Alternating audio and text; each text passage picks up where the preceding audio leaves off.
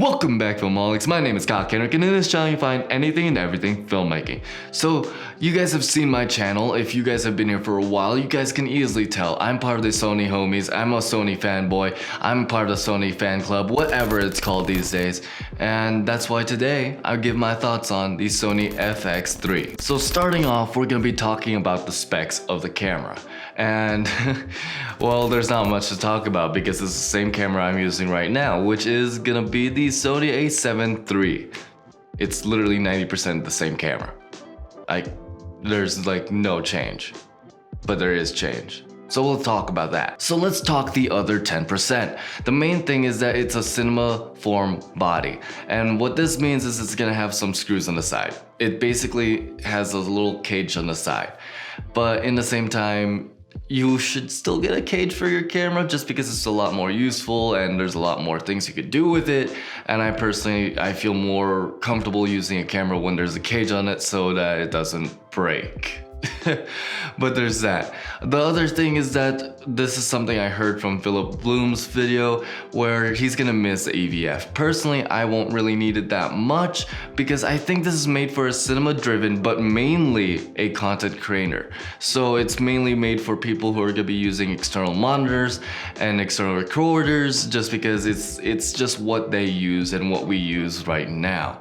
So I think that's why people are either more comfortable with the EVF being gone, but I do like his idea where you have a detachable and attachable, I guess, EVF, and that is actually really cool because I like to use it for stills. I like to use it for so many different things. So I understand why the loss is a big loss for him.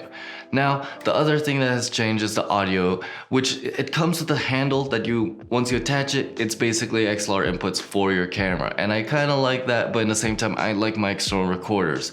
I like them so much because it's more malleable. I understand if you're running gun, but in the same time, I love my Zoom H6. It's so good. I love it.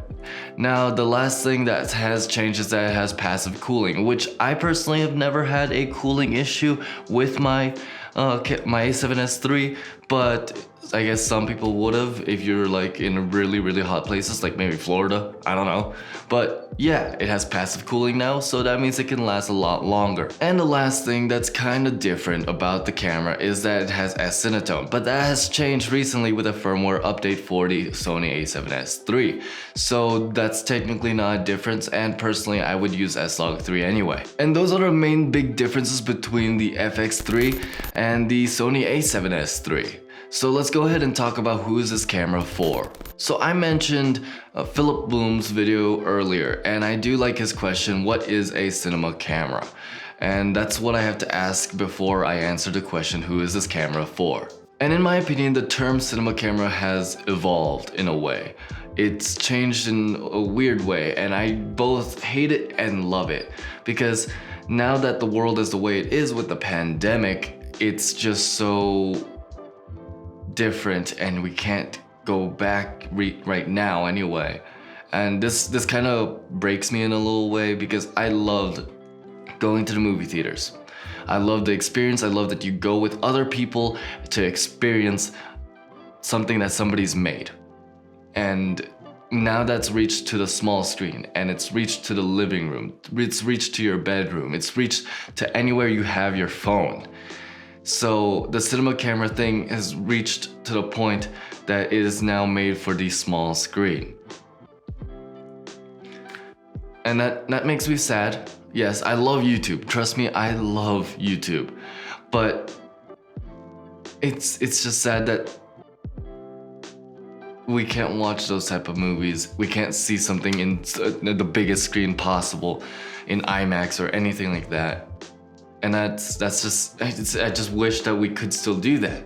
So going back to the point, cinema camera, it's evolved to the multimedia.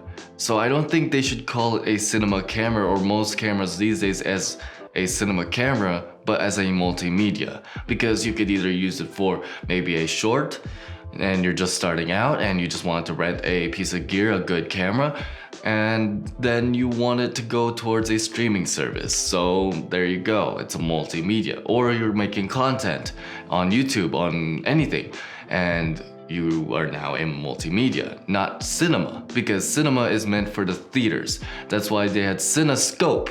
That's why they made widescreen. Like, yeah, you could make that illusion with your TV, but in the same time, if you really think about it, is it really Cinescope when it's not on a big screen? And like I said earlier, I think this is made for maybe a B camera for a actual cinema set.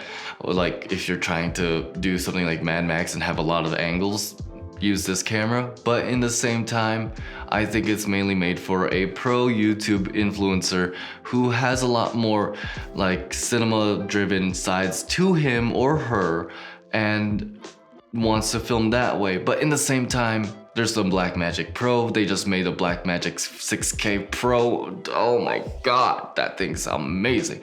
Yeah, but before nerding out about that camera, I think it's made for something that can compete with that. In the same time, it really can't, because it's still the A7S III. So I personally think that you should still just get the A7S III. It's a great camera, it's amazing. It has the EVF, so if you feel like you're missing that, there's that. And also, just put a cage on it, it's basically the same thing. You don't get any overheating in it. I've never had it anyway, and I live in New Mexico. It's a desert. It's hot. I don't like it. I want it to be cold, or at least not dry. But if you guys do end up wanting to check out these cameras by yourselves, go ahead and check out the links down in the description below. They're gonna be no extra cost to you guys if you guys do end up buying it, but they're gonna help out the channel, so that's pretty cool. If you guys also want to check out one of these videos and playlists up here, that'd be dope too. And lastly, don't forget to like and subscribe and dream on.